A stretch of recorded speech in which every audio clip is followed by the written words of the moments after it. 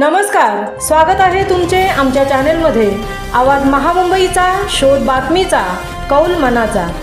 चला तर मग आमचे चॅनेल शेअर करा, लाईक करा आणि सबस्क्राईब करा। धन्यवाद।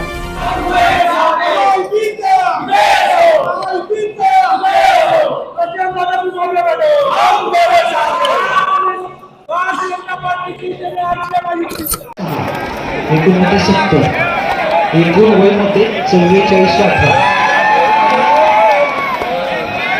प्रभाग क्रमांक 10 जागा क्रमांक 10 आहेत कुंडले स्वप्नील शंकर केंद्र क्रमांक 115 216 310 4 मध्ये 4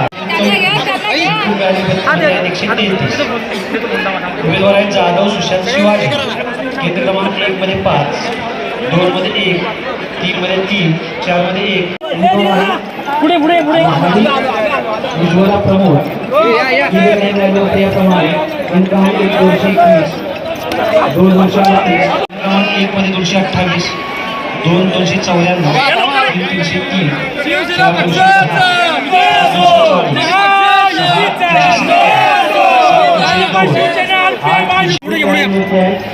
2010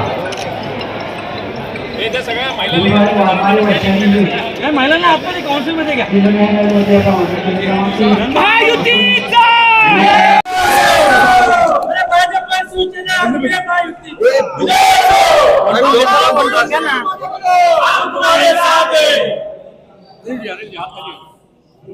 वंटून घ्या ना, वंटून घ्या ना।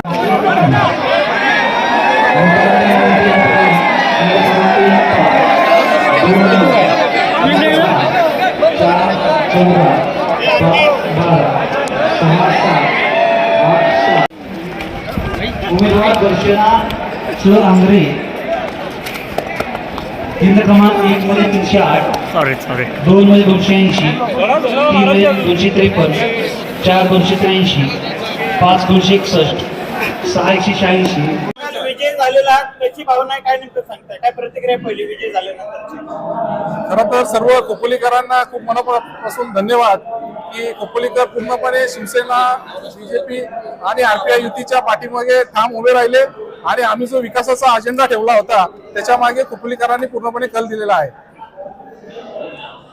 आटीतटीच्या लढतीत विजय झालेला आहे। शेवटपर्यंत जी आटीतटी झालेली आहे एकूणच पूर्ण निकालाकडे सगळ्या फेऱ्यांकडे कसं बघतात?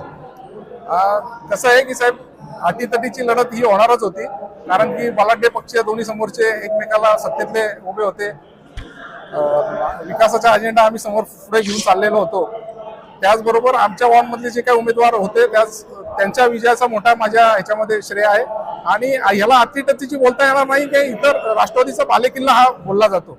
आतापर्यंत 25 वर्ष झाले, आतापर्यंत नगराध्यक्ष हा राष्ट्रवादीचा झालेला आहे आणि तो तोडून आम्ही पूर्णपणे आता शिवसेनेचा भगवा खोपोली नगर परिषदेवर आमदार महेंद्रशेठ थोरवे यांच्या माध्यमातून आणि प्रशांत ठाकूर आणि आरपीआयच्या माध्यमातून आम्ही रोवलेला गेलाय। त्यामुळे मी खोपोलीकरांचे खूप खूप धन्यवाद। अदृश्य शक्तींबाबत काय बोलाल? अदृश्य हातच ते आता जो विजय आहे त्यात अदृश्य शक्ती, अदृश्य हात, माझे सहकारी जे मला ओपनली मदत करून होते त्यांना खूप मनापासून धन्यवाद देतो। या विजयाचं श्रेय कोणाला देत आपण? या विजयाचं श्रेय मी पूर्णपणे माझ्या खोपोलीतील जनतेला, माझ्या पक्षातील जे सहकारी, माझे आई वडील, माझे नातेवाईक आणि जे कार्यकर्ते आणि जे आमदार महेंद्रशेठ थोरवे, त्याचबरोबर प्रशांत ठाकूर, आरपीआयचे सर्व महत्वाचे नेते आणि माझ्या खोपोलीकरांना मी हा पूर्ण श्रेय देतो। जनतेला, खोपोलीच्या जनतेला तुम्ही आता विजयी झालात, जस्ट विजयी झालं, काय खोपोलीच्या जनतेला काय सांगू इच्छिता?